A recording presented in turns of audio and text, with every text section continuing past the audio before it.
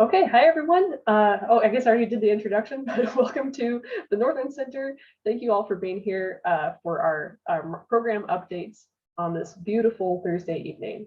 And I'd like to hand the mic to Scott Fogarty, our Executive Director, to give us his update.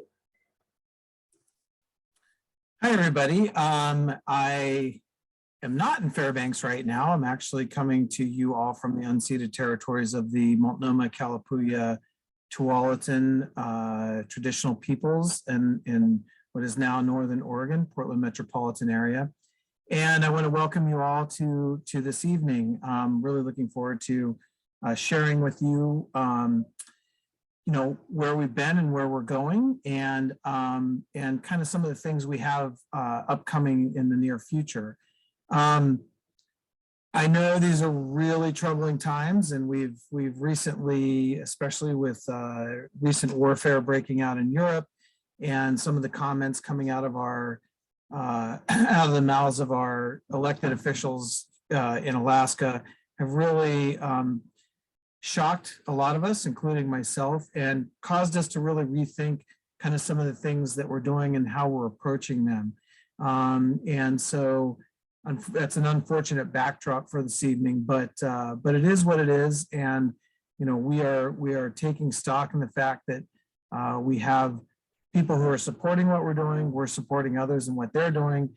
And, our efforts won't be for naught. We're all going towards a very common goal. And hopefully we will see some positive resolutions coming out of this. As you know, the Northern Environmental Center is celebrating a half century of advocating for protection of our environment and natural resources, while educating about and promoting clean energy and alternative energy resources. As you may know, but I'll refresh all of our memory, the mission of the Northern Center is promoting conservation of the environment and sustainable resource stewardship in the interior and Arctic Alaska through education and advocacy. Our vision is to protect the lands of Alaska for current and future generations to enjoy and use. And we seek to balance natural resource use with conserving indigenous lands and what makes Alaska special. And while the world is presenting us with all these greater and greater challenges, we honor ancestral and ongoing land and water stewardship and place-based knowledge of the peoples of these territories who have been here for millennia. We hope to incorporate those into our daily activities and our daily way we go about our daily business, but also for future generations to learn and enjoy and use from. Some of you were on our call last year after we celebrated the turnover of an administration into a hopeful new administration. And we ended up on our 50th year, unfortunately, having to celebrate it virtually, which was not how we had envisioned this before. But we are collectively trying to navigate the new normal of the world, and we appreciate everybody for being here tonight. We do remain hopeful that with the current administration and with a lot of the political appointments that we've had and some of the progress that we've made, that we can use this opportunity to make great strides in our efforts to continue to meet our mission and even expand our mission if possible. And we are very hopeful, having met with some of the senior officials in this new administration and looking at the directions that they're going in, that we will be able to establish a new pattern of conservation in Alaska and in the Arctic. We envision, the Northern Center envisions a future where, our children and their children and their children's children for 7 generations can thrive and enjoy nature in a free, democratic, and open world where the respect of nature is greater than the respect of wealth, where wild settings continue to thrive and support species that live and depend upon them, and the cultures that live and depend upon those species in those wild places. We envision a future where indigenous cultures thrive on a just economy using traditional means, while we transition from extractive industries to sustainable resources and supporting our planet and our communities in a way that doesn't have a negative externality to the extent that it is today. We carry a conservation ethic in collaborating with others. As you may know, we belong to several collaborative efforts to meet our mission. And we work in coalitions to effectively protect natural areas under the threat of development and negative outcomes specifically from climate change. We do support the establishment and protection of appropriate stewardship of designated wilderness areas, but also of less restrictive areas and restrictive management areas that protect sustainable uses of non-wilderness areas. So we're looking holistically at the work that we're doing and really looking to see how we can use this time to beef up our efforts and really gain a broader understanding of knowledge of what we're doing. And this envision, of course, includes renewable resources in our communities throughout Alaska, in Fairbanks and other areas. And we hope to use this as a model to expand throughout interior Alaska and the Arctic as we face ever increasing challenges. And to that point, in the coming years, our vision expands to work globally with others who are facing negative impacts of climate change and working to influence global policies on how the Arctic is used and how the Arctic is preserved. As you may have heard from our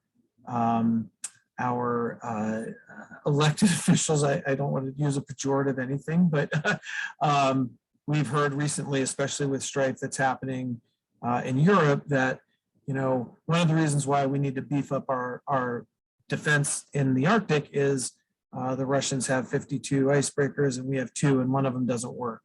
I think that's a wrong path to go down, and I think as the Northern Center, with our voice, we need to uplift that voice to oppose such moves, draconian, in my opinion, moves forward for security of our areas.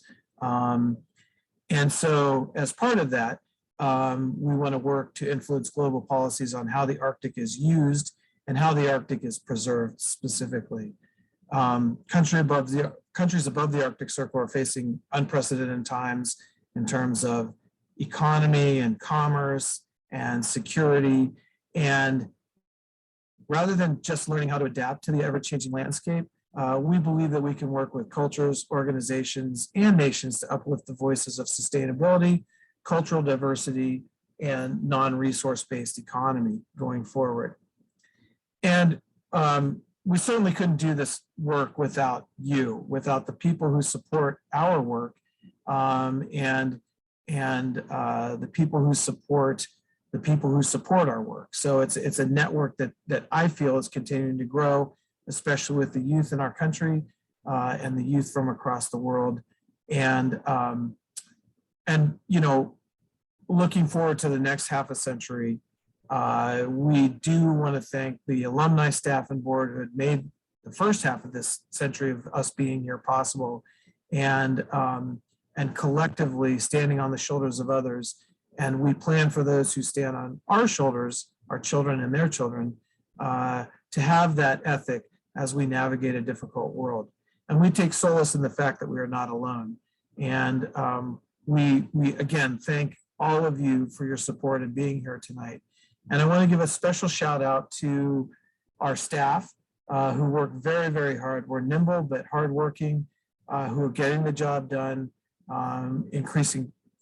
facing increasing challenges, and our board who support us, and all of those folks who support us through their contributions of both fiscal contributions, but as well as support for signing on to letters and supporting the tools that we use to try and stop the destruction of our world. So I just got a time check thing, reminder. So I'm going to stop there. I think, if I'm not mistaken, I still have a few words for programming. Is that correct, Kristen? I think that Erica is going to go over Arctic programming. So, okay, fantastic. Yeah, you're good for now. Great. All right. Well, thank you all so very much for being here, and I'm happy to answer questions during the Q&A. So I'm passing it to, I guess back to you, Kristen. Yeah. Thanks. Yeah, Erica, go ahead. All right, sounds good. I'm starting a timer. So my name is Erica Watson, and I'm the communications director. I'm calling today from home outside Denali Park on Ahtna lands. And I will acknowledge that I am also not the person most equipped to speak to some elements of this work. Our Arctic program manager, Emily Sullivan, isn't able to join in person.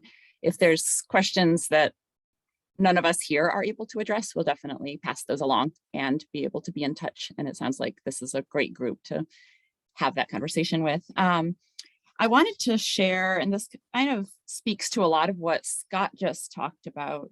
I've been reading very, very slowly over the past year, Finus Dunaway's book, which I have my blur filter on. I didn't anticipate that. I will show you later.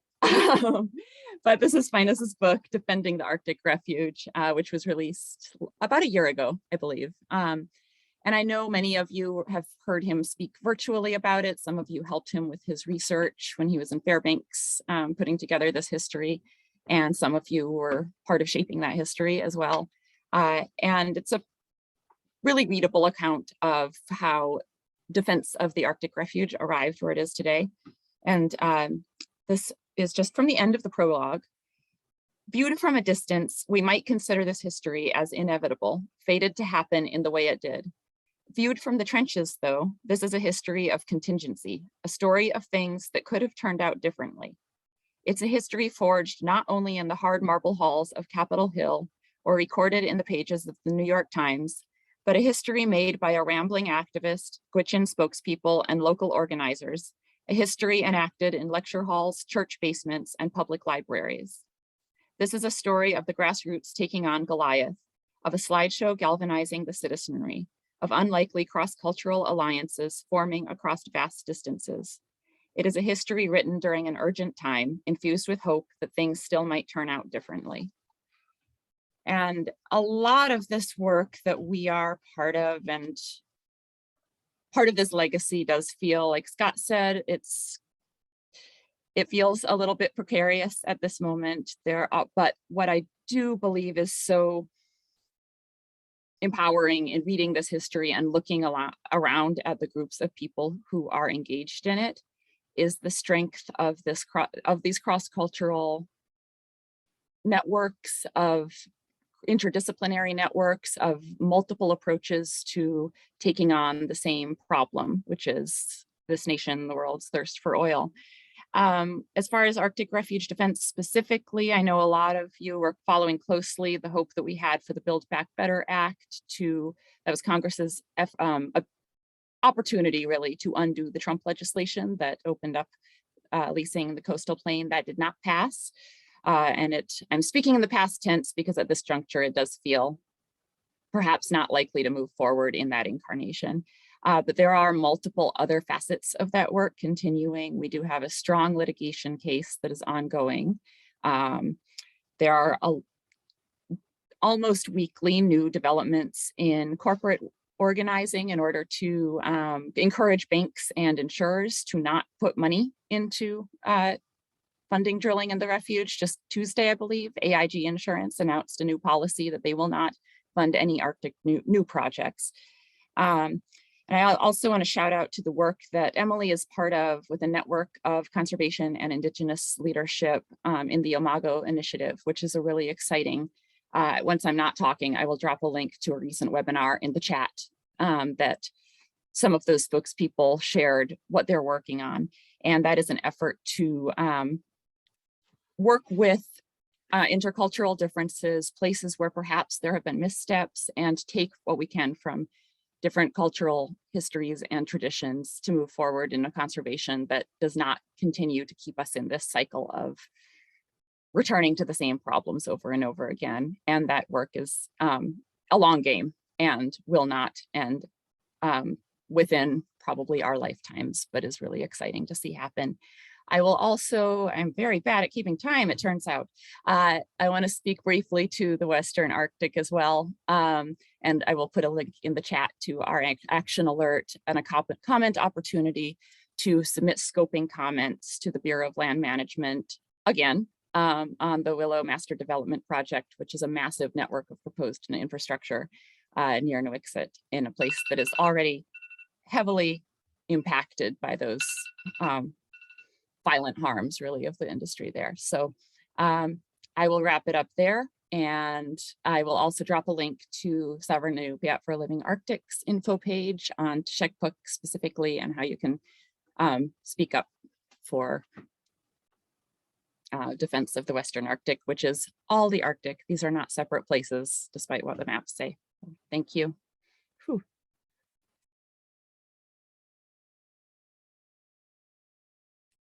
I guess that, oh, Erica, Lisa. are you? Yes. Go for it. Well, I'll introduce myself, but first to what you just said about this, despite what the maps say, I think it depends on what map you look at. You know, anyway, there are some maps that show that it is all one, you know, one area without territorial lines and ownership drawn onto it. Very true. And I am Lisa Baraff. Many of you may know me because I've been around here for a bit. And I'm the program director at the Northern Center, and I also manage our climate change and energy program. And I have, I'll be speaking about two programs this evening. The other one being one for which I have been sort of an interim coordinator, and that's for the clean water and mining. But I'm going to start with a climate change and energy program, and it's I don't have any beautiful quotes, unfortunately, but you know, Scott spoke to climate change, and really climate change touches everything that we do. And so having a program specific to it is a way of directing some of our actions, but it really is a component of everything we do, since, you know, we work to keep fossil fuels in the ground and protect the lands and waters and that would otherwise be harmed by the extraction. And our mining also touches on that issue, the mining and clean water work that we do. So it really touches everything. It touches all of our lives in so many ways.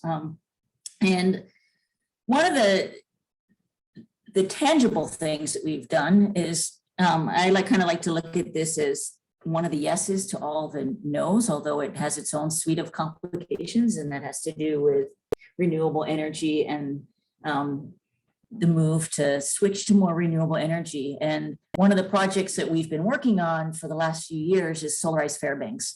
And that is, as Scott mentioned, we do a lot of our work in coalition, and this is no exception to that. It's a coordinated effort with several groups here, mostly in the interior. And that includes the Northern Center, Information Insights, Fairbanks Climate Action Coalition through them, Native Movement, and then also the Alaska Center.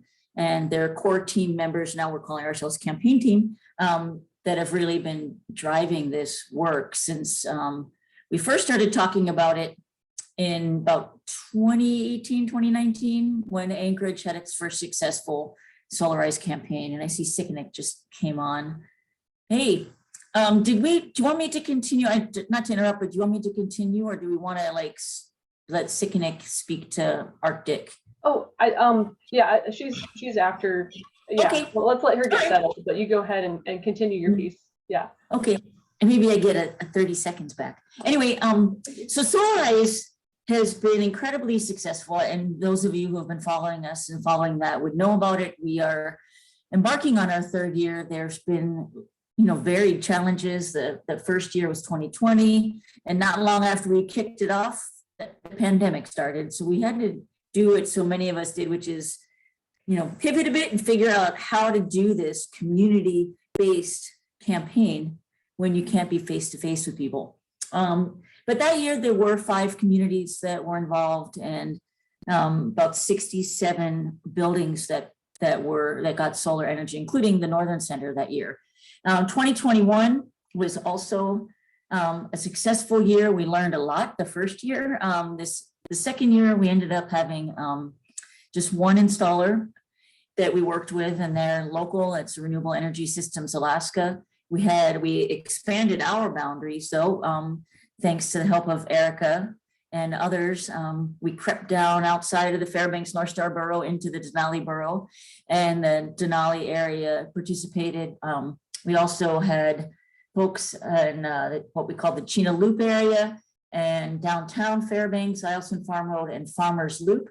And there were about 71 solarizers with over 419 kilowatts installed, or some is going to be installed this spring. There were just factors that led to things not getting done last fall, but they're on the docket for getting done this spring. And realized that between those 2 years, where we have helped to we facilitated the installation of about 800 kilowatts of solar, and this is really in the GVA area, and so we're honing in on a megawatt of solar, which is really exciting.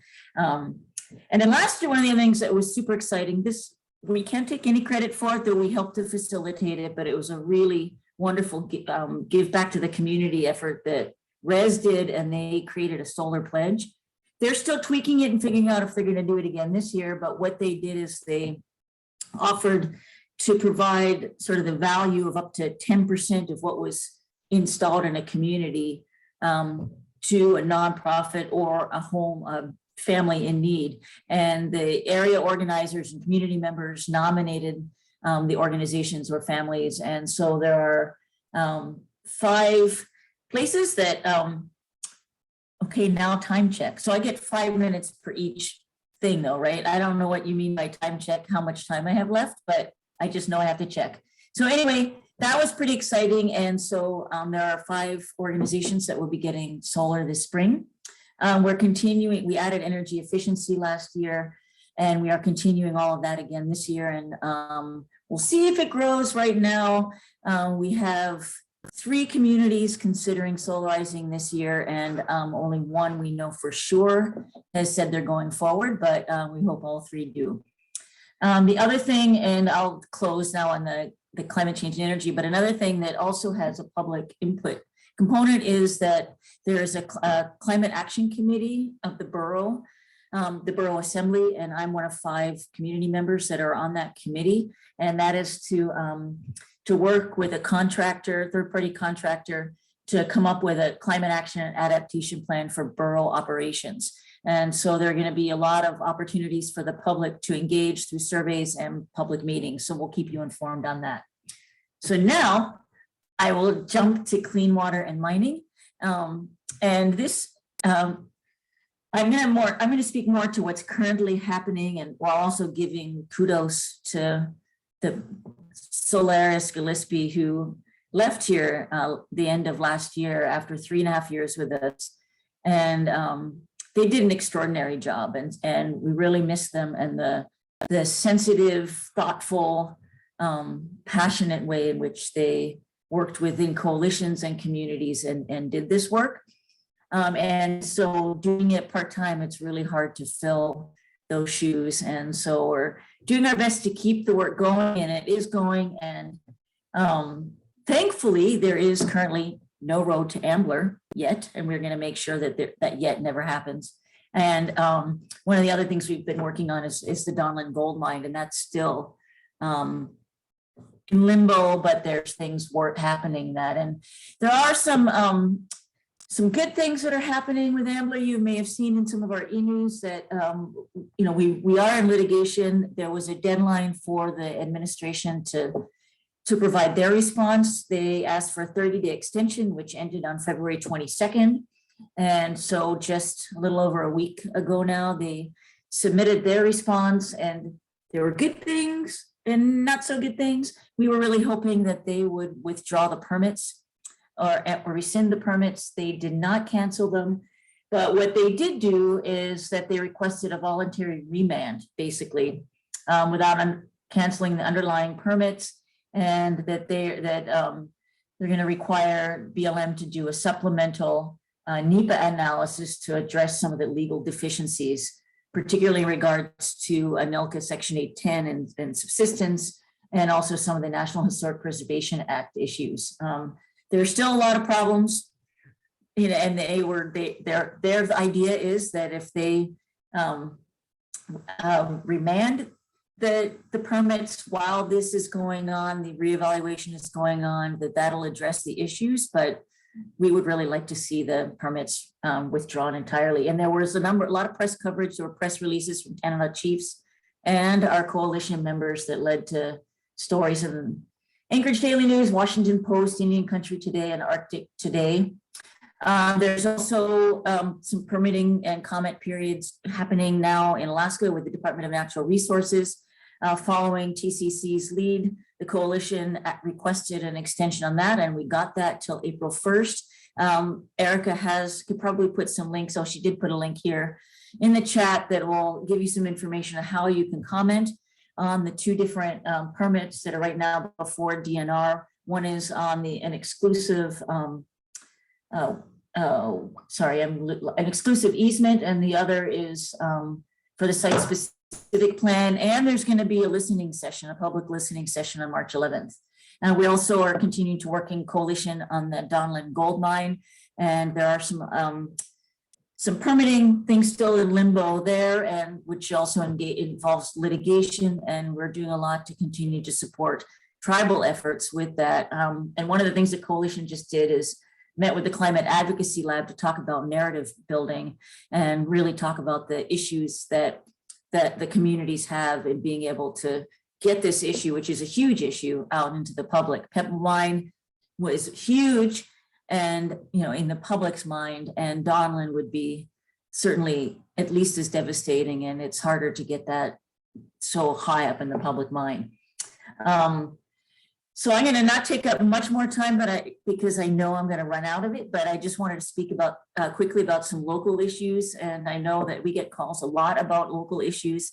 And one of the things that we are engaging on came to light last year when Millrock and Felix Gold, Canadian Australian companies, wanted to put in applications to get some mental health trust lands on Esther Dome and off of Murphy Dome, Cleary Summit, and others. They did withdraw the mental health dome applications, but that turns out to be but a small part of the leases that they now own and are continuing to seek in these areas. And so there is quite a lot of public concern about that.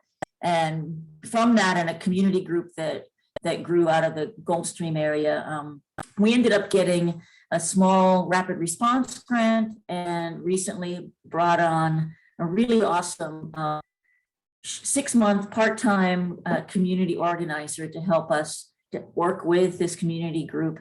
And she's got a strong background in geology and has worked in gold mines here, lives not far from Esther Dome, and is really passionate about this work. And undoubtedly, we will continue to get questions about all the other mining activity happening here, whether it's off of Amanita or with the Manh Choh mine. We are paying attention, and we are keeping that on our radar. We can't do everything, and we try to at least keep track of it and know that we are watching and doing what we can. And hopefully very soon, I know I'm probably going over, we will have someone to fill this role. We did have, just so you know, to keep you up to date, we had some interviews last week and some really promising candidates. So we hope that within the next few weeks, we'll have someone to fill that position. Thanks, and sorry if I talked too long. Oh, you're fine, Lisa. Those really important updates. Thank you. And I want to make sure we hear from Sikanik, who just joined. Sikanik, can you, I'm not sure if you can hear us. Go ahead. Yeah, I can hear you. All right, hi. Hey, everyone. I apologize for being in my car. I'm picking up my kiddo for the after school program, and so I'm waiting right now. But I'm glad to give some updates. Sila has been up to so much. I feel like things are moving really fast, but in a good way. We had, since the beginning of the year, hired 2 new people.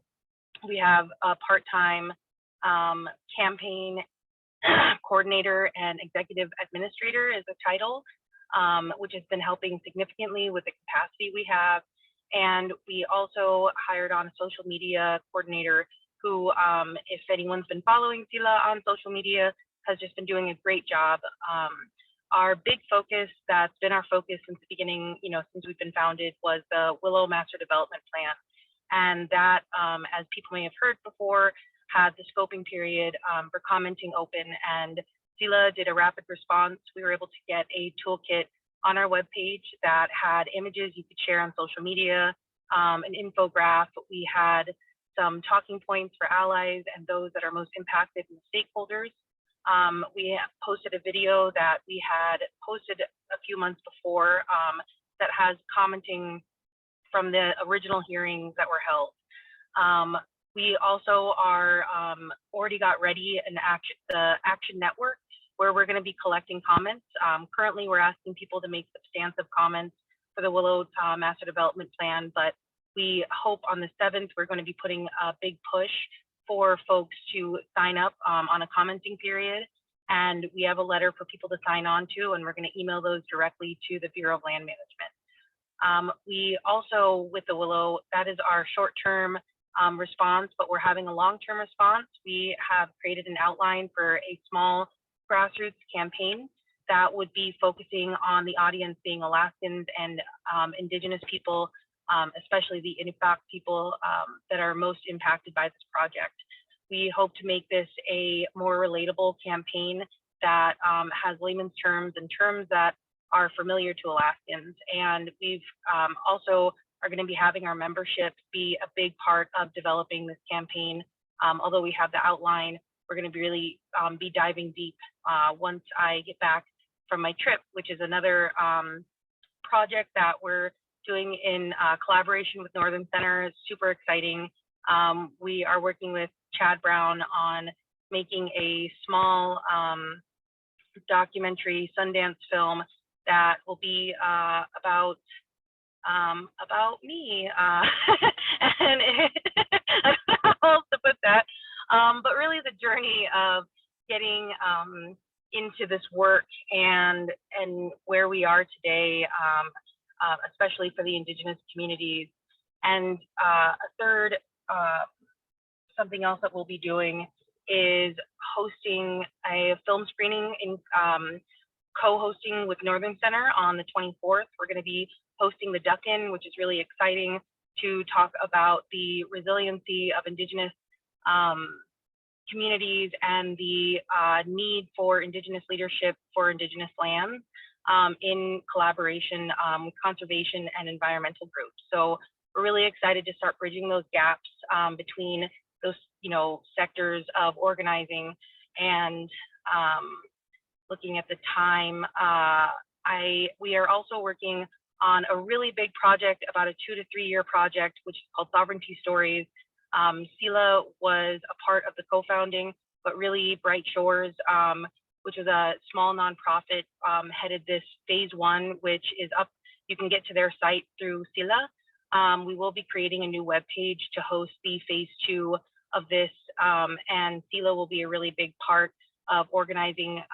Phase 1 was traditional stories from Inuit communities, specifically Inupiaq communities. There was 4 stories. They're really great if you want to check them out. There's Alyssa's Transformation by Elder Newtalk Simmons just came out, I think, last week. So if you want to go check those out. And then thank you, Kristen. We also, for phase 2, we'll be going to several communities in the Arctic Slope and the Western Arctic to present these short films, have community dialogue, and also film a documentary asking what is sovereignty to folks in their communities. We are going to be having community liaisons to ensure that we're doing this in a good way and that we're invited into the communities that we enter.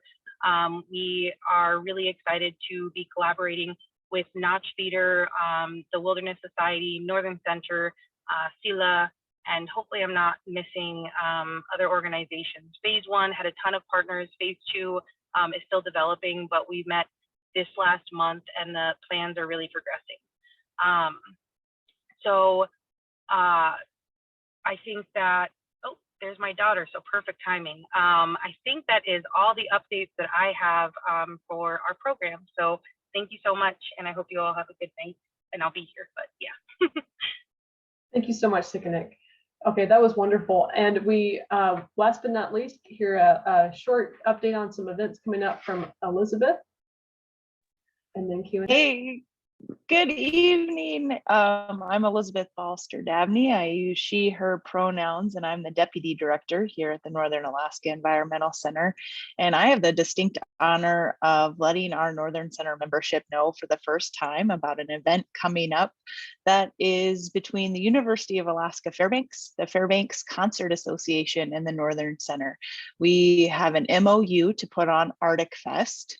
It will be an annual festival focused on art, science, indigenous culture, and Alaska's changing environment. This year, it will happen September 2nd through 3rd. You'll be hearing a lot more through our e-news, through our social media channels. We'll be looking for volunteers.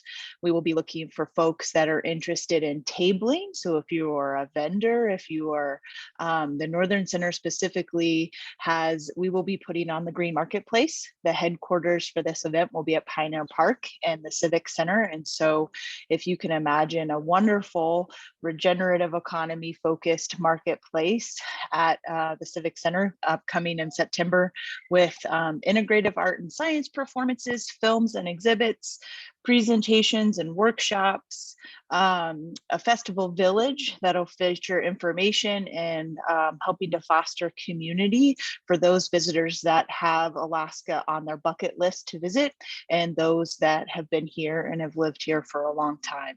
So the goal for the festival, we hope to inspire and inform and ultimately mobilize a group of diverse participants to catalyze change in people to take climate change seriously and on organizational levels as well to make commitments that they will prioritize becoming carbon neutral, whether we're nonprofits or whether we're for profits. And I'll close with our rationale is that the Northern Center, the Fairbanks Concert Association, and the University of Alaska Fairbanks agree that addressing the challenge of climate change requires an understanding of climate change that integrates science, indigenous knowledge, systems with values, emotions, and aesthetics that are offered through the arts and humanities. And so you'll be hearing much more from us. You'll be hearing from the University of Alaska Fairbanks community and the Fairbanks Concert Association. And this is the first time in a long while that we've had a formalized MOU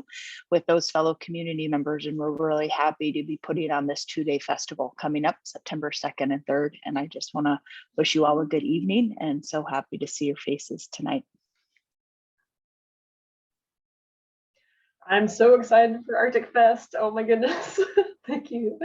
And yeah, those are the quick and rapid of our program updates. So now let's switch to gallery view and hear from you all.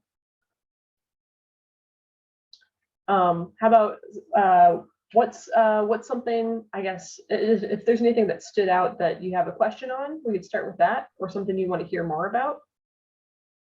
I'm curious who the community organizer is, the name of the person. For the Arctic Fest?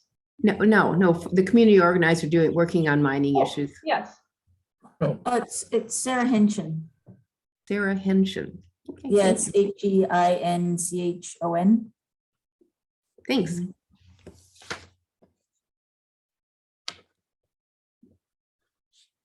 And I am really curious to know who you are, since this is a fairly small group. So if you want to introduce yourself, like Mary, do you want to go first and say your connection with the Northern Center?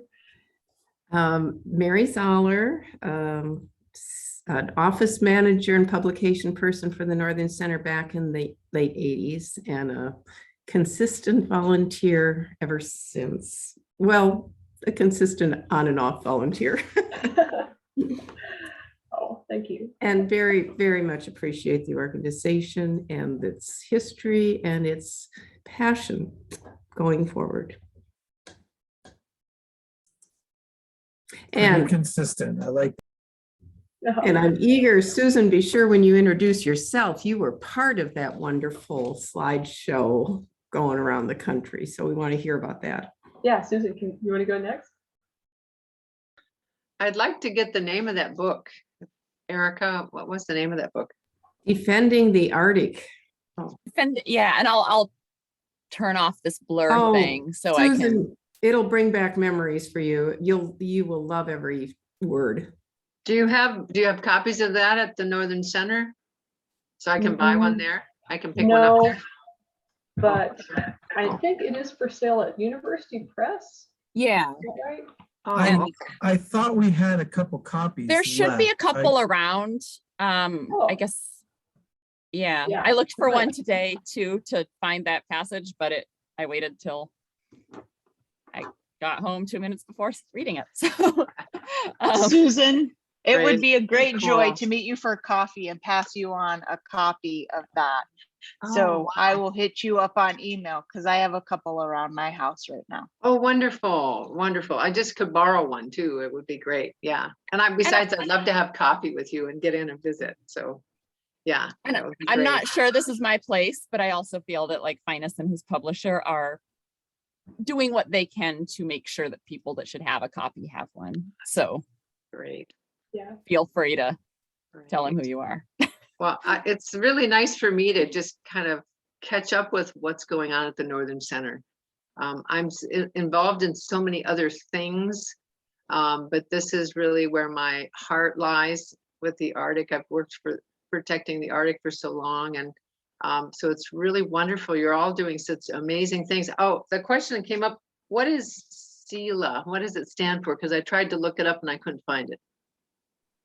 It stands for Sovereign, oh yeah, Signet, you go ahead. Yeah. Yeah, it stands for Sovereign Inupiat for Living Arctic. It's should be on our website, but Sila is a word in our language that literally translates to weather, but it's truly translated as everything that connects us in the air to the rocks, water, and people. Thank you. Yeah, thanks. I'd like to learn more about your group. And yeah, Kristen has mentioned you, and it's like, oh, I need to know more about them. I'll put their website in the chat. The chat's full of links, so I hope you're keeping up. Could you email that to me, Oh Kristen? yeah, that would be Because better. I can't, I don't know how to copy things Mhm. from the chat book, from the chat. One thing too that is really exciting that's going on with the Northern Center is that we're celebrating the 30th anniversary of Camp Habitat this summer. And it's actually happening, and it's just so exciting. Yeah. So 30 years, I can't believe it. Right? It's amazing. Where did 30 years go? Holy cow. So Susan started Camp Habitat, and the Northern Center was the first home and sponsor, and such a lovely history there too. Yeah, so that's another little piece of information for folks who Yeah. are tuning in. Yeah. That's right, is that youth and education are a really big part of the Northern Center's programming, but haven't been the past couple of years because of COVID. And we haven't had camp the past couple of years. So I'm glad you brought that up, because that's this year. It's Yeah, coming back. The summer. Yeah, that's Yeah. exciting. So So I'd like to do something to celebrate those 30 years. So I'm Definitely. on the advisory board once again after being off of it for 20 years or so, however long it's been. So I'm very excited. It's very fun. Yeah. We can offer to help you put up that tent. It's part of the celebration. That's great. I'll take Yeah, any we help will I put can anyway, get. that I'm not. boost to the- It'll probably be out of Creamers. Yeah, that's the place to do it, and invite all those past campers and staff and directors, and it'd be really, really fun to see familiar faces and kids. Kids come up to me and they recognize me and oh, Susan Grace, do you remember me from Camp Habitat? It was like, oh, hi. Yeah, it was like 25 years ago. I was a class counselor. But it's wonderful. And it's nice to see you, Nancy Bale. Yeah, I was gonna say, Nancy, do you want to say who you are next? Hi, everyone. Well, the Northern Center has just been such a part of my Alaskan life because I arrived in 71, bumping up the Alcan, and I went looking for an environmental organization, and I found Jim Kowalski, and he's your Papa Bear. And since then, on and off through all my life changes, I've always looked to the Northern Center for consistent reporting and for a really strong attachment to the elder statespeople of Alaska conservation. You know, you really have a great lineage. And going forward, I'm just so glad to see your attachment to the organization of Indigenous people to protect the Arctic, because I think that is the next step. So thank you for that. And I'm part of the Denali contingent, although I don't live there. I live in Anchorage, but you know, I go to conservation meetings and groups and people say, oh, you came down for the day. No, no, I live here actually, but I did spend many years in the Denali region, living in the bush and working at Camp Denali. And I actually worked for Celia and Ginny 1 year way back when. So the Denali attachment is super strong. Erica can tell you. If I didn't have Denali in my life, it wouldn't be as really great a life as it is, even though I live in Anchorage. So I really appreciate that, even though it can be very frustrating to love this area that's the goose that laid the golden egg for Alaska tourism, and all the inconsistencies and problems and, you know, conundrums that brings out for sure. So thank you for doing what you do anyway. Thank you, Nancy. Yeah. And yeah, I want to hear from Cliff or Nick if you feel comfortable. Oh, Cliff's out. So also just one question I had for you, and you mentioned this a little bit, Nancy, is what sort of things do you want from the Northern Center? So I heard consistent reporting. I think a lot of people see us as a watchdog organization of a lot of different issues. But if there's anything else or anything that you want more of.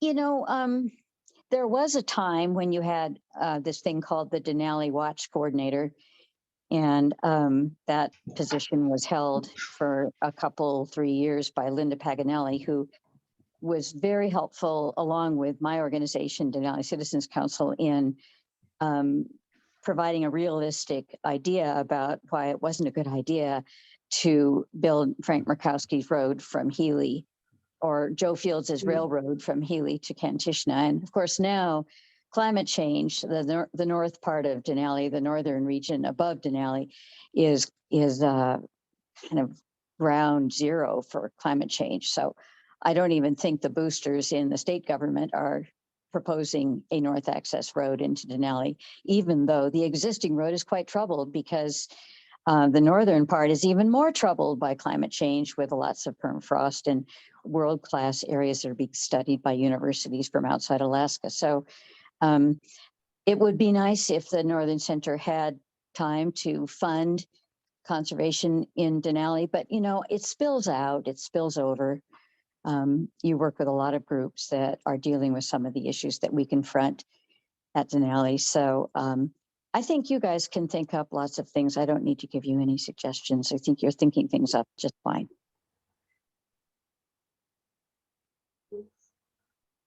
And yeah, I guess I'll extend that offer to anyone who watches this recording. You know, we always love to get feedback, and sometimes we get letters from people, emails, and I really appreciate when we hear from folks. So I know Nick's gonna stay just on chat, it's just that he's listening in, but our reach is far and wide, and I had the honor of getting to meet folks all over the country that support this work, and this work is important to not just Alaskans and those that travel up here, but those that just know that the places up here are being defended and protected by everyone. And so thanks for that reminder, Nick, by tuning in today, that our work is far and above the political and arbitrary boundaries that we've put on ourselves.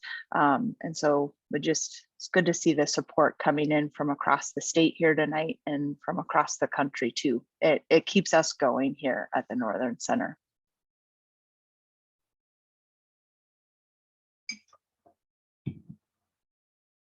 well, if there are no other questions, we've got about 5 minutes left, and I guess that's for announcements. So the next I can chime in for a sec. Yeah. Just to say I'm happy to be here and get some updates. This is Nick, and yeah, it's just, it's a place that sticks with you if you're from elsewhere and far away and you visit that region.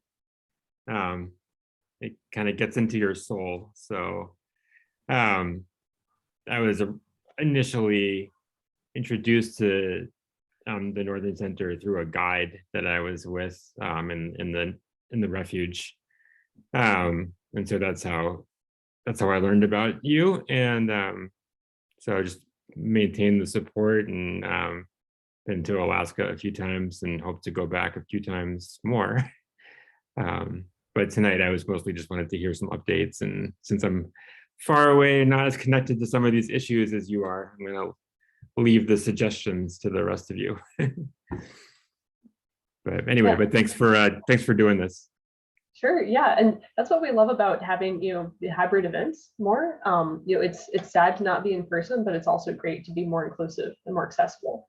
So I don't know if you did this or if all of you did this last year, but Run for the Refuge is a race that used to just be a 5K to 10K race at the University Trails here in Fairbanks. But then last year it was a virtual race too. So you could run, hike, paddle, walk wherever, whatever you want to do for your 5K or 10K. And this year we're going to do both. So it will be a virtual and in-person race on July 17th. So mark your calendars for that.